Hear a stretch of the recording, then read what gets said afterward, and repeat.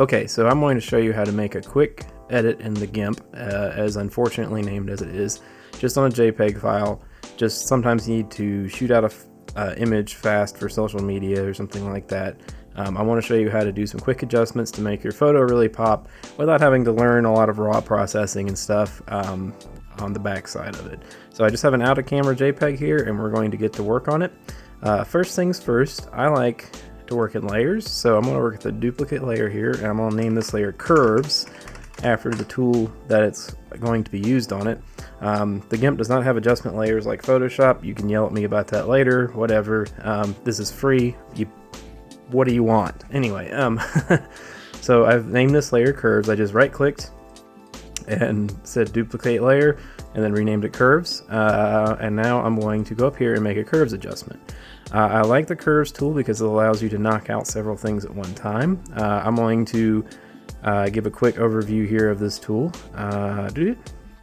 In case you're not familiar with it, the curves shows you the histogram of your image just like the back of your camera does. So this is highlights and this is shadows. So if you drag the curve over on the shadows side, you can see that it brings the black point in further, so you start clipping more. You start adding more contrast. You see you're starting to lose detail down here in the dark areas. Same with the highlight side. So if I drag this highlight curve side of the curve here over, it starts to clip up here and you start to lose details in that side. So you can be a little too aggressive with this tool at times. So you can see here sometimes you get like that. It looks like somebody who's just discovered Photoshop. You've goofed up, you hit reset channel. You can also use curves on a per channel basis, so you can do it to just the reds. So if I just wanted to adjust the reds, like maybe take some red out of it and give it sort of like a split tone look, maybe bring up the blues a little bit here in the shadows, give it that kind of Instagram-ish faded look, bleached film look. You can do that easily in curves just by doing individual channels, because what you're doing is you're taking the individual colors and you're either decreasing the amount in certain parts of the image, either in the shadows or the highlights, or you're increasing them. So if that's your thing, you can do that. I'm not really crazy about that, so I'm going to reset it, and I'm just going to work in the value, which is the overall brightness. And let me reset the blue channel too. You can also reset the whole tool down here at this big reset button on the bottom. So I'll just reset it, the whole thing, and go back to value. So I'm going to add a little contrast, and the way you do that is to make an S curve. So if you make your curve, instead of being flat, you make it look like an S. So you've got this kind of S shape here. It doesn't have to be a perfect S, but you get a little bit of a snake S curve to it. S isn't snake or S isn't Sam.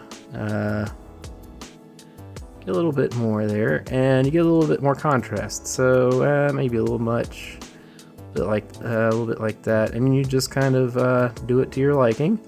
I kind of like that, and so now I can kind of go back and compare. And so I can click here at this eyeball. You see this eyeball here in the layers. So I can just click that and hide that layer and hide that curves layer, and I can see the original image and the curve. So now you can see we've added a lot more contrast. Things look a lot more, the blacks look a lot more dense, the lights look a lot more whiter. You lose that sort of faded look. It really pops more. One thing I've also noticed here is that the color temperature is a little off. So I'm going to duplicate the curves layer, and we'll call this color temp for color temperature. So we'll come up here to color temperature and we'll adjust this. This is the original temperature and the intended temperature. So you can adjust either one of these or both of them. Since she was in shade here, the original temperature is actually needs to be turned down a bit cooler probably. So you can just adjust this either towards the warmer side, which means that the intended temperature is going to make it look cooler, or they're kind of inverse of each other. So if I were to reset this and adjust the intended temperature instead, if you brought this warmer, it's going to make things look more red, if you take this to the cooler side. So the lower the number, these are temperatures in Kelvin. So the lower the number, the lower the temperature, the cooler the image looks. The bigger the number, the higher the temperature, the higher the color temperature of the light source, and the warmer it looks. So for her, since she has a nice kind of golden skin color already, you can add a little bit of warmth. Be careful with this if you're working with pale people. They're out there anyway. But if you're working with people with lighter skin tones, sometimes you can go a little too crazy with this, and they look like they have jaundice of the liver. Not a good look. So be careful with this. Don't go too wild with it. But it's okay to turn it up a little bit. So I'm gonna give her a little bit more warmth so she doesn't look so cold, and kind of flash back and forth. You see, it just brings it up a little bit. And the yellow, it looks a little warmer here.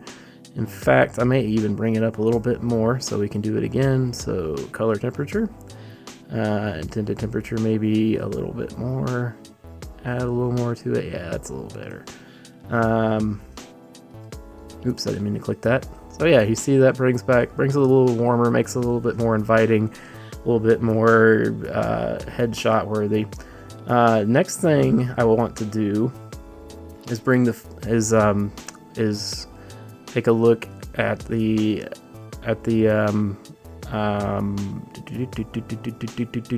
brain just left for a second. Take a look at the composition of the image. That's what I was thinking of. So I'm going to look at the crop here.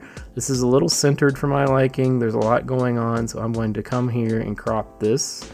And the crop tool is just right here. It looks like the little square. So you just click it and drag it over your image like that. Let me go off of it again and show it again. So you come over here, you click on it and drag it over your image, and you get these little, whoops, I clicked off. These little boxes you can drag around. You can drag it around in the image and position it how you see fit. You can add guides, so I can come over here. I like to have the rule of thirds guide up sometimes and kind of decide where you want it. I like this flare, so I'm gonna leave that in the image. I'm gonna bring it down a little tighter around her head and make it kind of stick out a little bit, or make it sort of off to one side a little bit.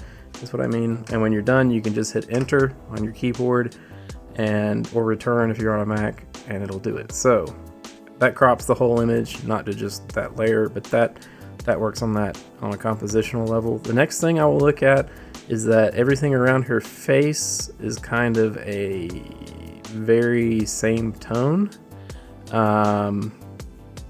So I would like to darken that area. I would like to darken the stuff around her face a little bit. So what I'll do is I'll duplicate this layer again, seeing a theme development, and we'll call this vignette, maybe would be a good name for it, because that's what we're going to do, more or less. So what I'm going to do is come in here and come into colors and come into the exposure tool. Now the exposure tool allows you to drop or raise the exposure of the image. Since this is a JPEG file, you don't have a lot of room to play with. If you had a TIFF or a RAW file, you would have more ability to drag this up and not have it just fall apart, or drag it down and not have it just fall apart. So I'm going to have to be careful here, but I'm going to darken the whole image a little bit, maybe not that much.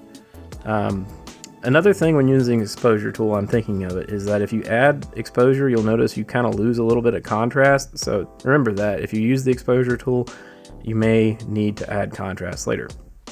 So I'm going to drag this down a little bit and make it a little darker. Maybe not that dark. Maybe there. Okay. And this is a little bit advanced, but I'm going to go into right click on this layer here, and I'm going to go into add a layer mask, and it's going to ask me a question. It's going to ask me if I want a white mask, which is full opacity, a black, or some other stuff. The first two are really the only things I care about right now. So I'm going to leave it as a white with full opacity, which means that the top layer will be the visible layer. Now, what this allows you to do is you can go into your colors here, and you can select black and white, and you can see that I've already done that in my color selector tool here.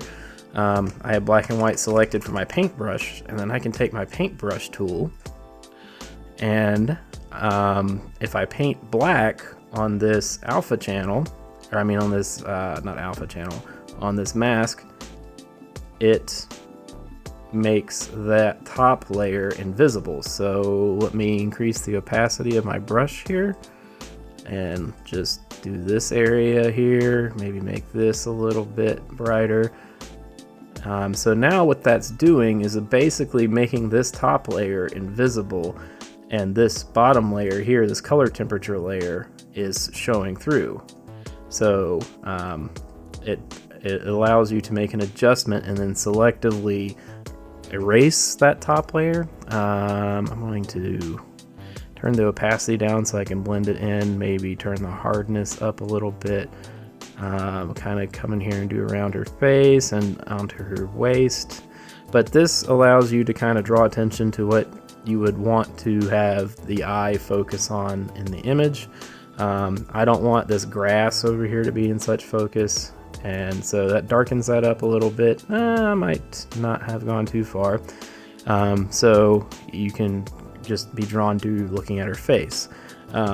If you screw up and accidentally don't have too much transparent, you can come in here and click this little arrow on this color selector here, right there.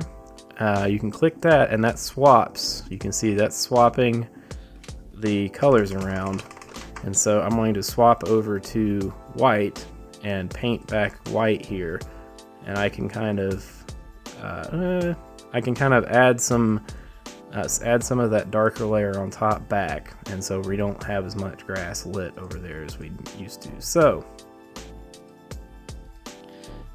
let me see, I might add a little bit more around here, kind of get this brighter so that looks a little better. But yeah, so there you go. That's probably what, I don't know how long I've been recording here, maybe we'll say 5-6 minute edit tops. And we went from, if we cut all of our edits off, we went from this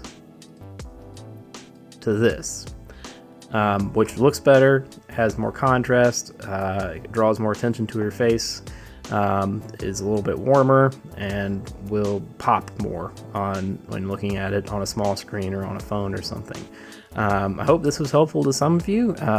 It was certainly fun to do. Let me know if you want to see more videos like this. Thanks for watching, and I will see you next time.